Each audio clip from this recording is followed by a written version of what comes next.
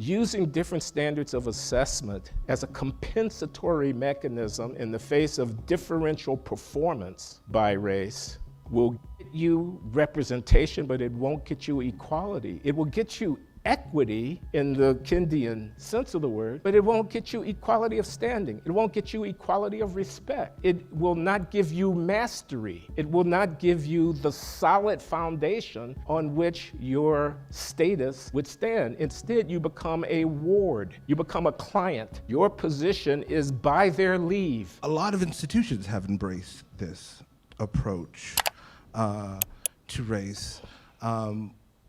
Why do you think it's become popular at elite institutions? And what do you think we should do about that? And generally, where should we go from here? Okay. I can't, I mean, you need a cultural historian and, you know, somebody who's read all these books that keeps tab on all of the different developments and various aspects, in, you know, in journalism, in the academy, and you know, the marketplace and commerce and whatnot. He reads all these books, by the way. So, to, you know, a Christopher Lasch type figure, or somebody like that, late great Christopher Lasch, you know, who could then opine on, you know, how it is that we've come to this particular juncture. I gave my gloss on one dimension of it, which is that 21st century lagging status of African Americans cries out for an account, and so on. But I think the institutional response is complicated.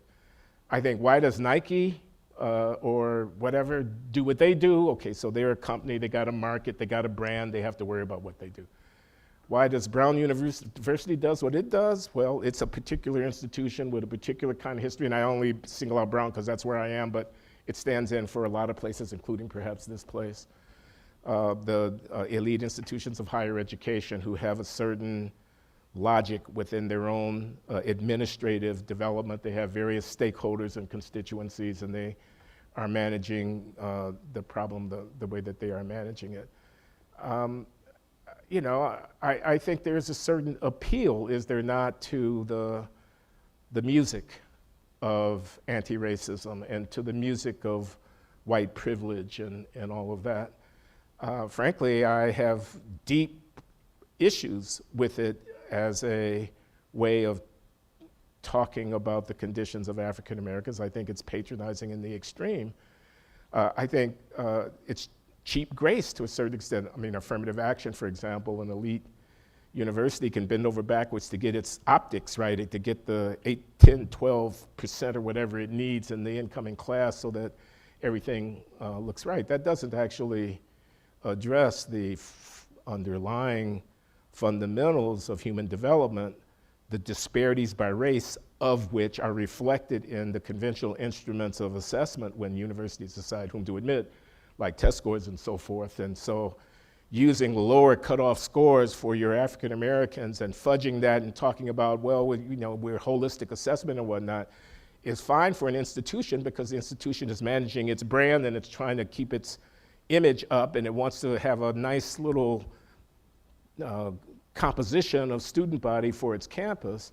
But there's a collective action problem here, in that, you know, each individual institution may be doing what's good for itself, but the net effect of that may be to avoid addressing the root causes of the disparity in the test scores, which are what necessitates the use of the affirmative action admissions policy, which root causes may have to do with K through 12 educational failure, and may go back to issues of family organization and parenting and things of this kind. Again, you're not supposed to talk about the behavioral and cultural foundations of the disparities. This has no place in the universe of an Ibram X. Kendi, for example, any such accountancy which called attention to the root developmental foundations of the human behavior which leads to the disparities that he condemns is verboten.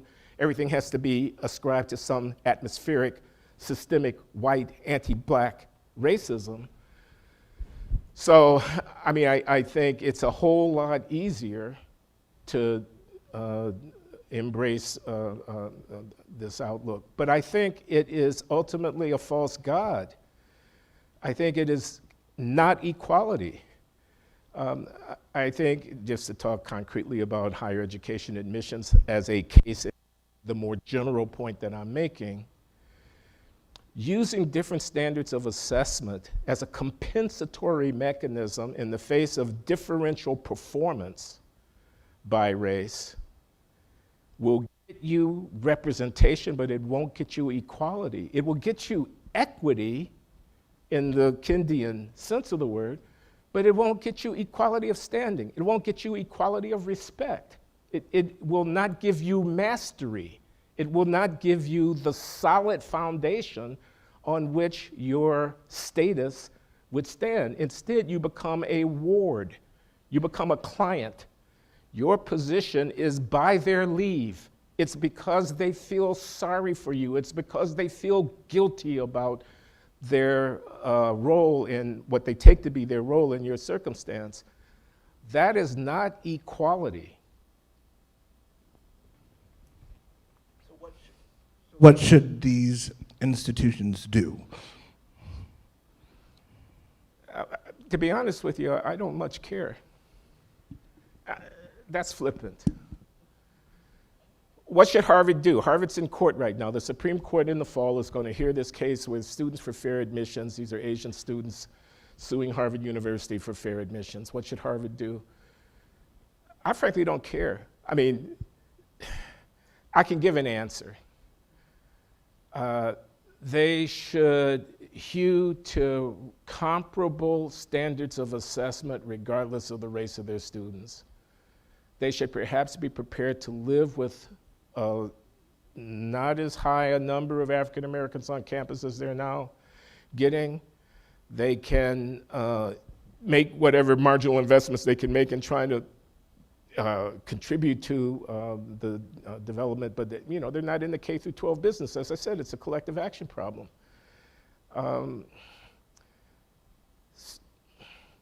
They should obey the law, and the court's going to tell them what the law is.